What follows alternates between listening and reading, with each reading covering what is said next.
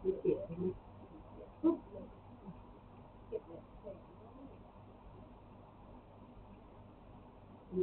มัน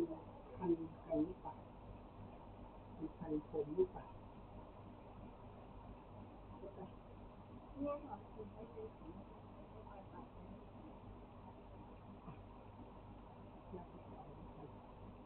จับหน่อยแม่ปล่อยแม่ปล่อยแม่ก็ปล่อยแต่ผู้ชายไม่ได้มาเพราะว่าแต่เพราะมันสั้นเราเคยเห็นเราเคยเห็นแต่มีคนมัดหัวจุกมาโรงเรียนเด็ก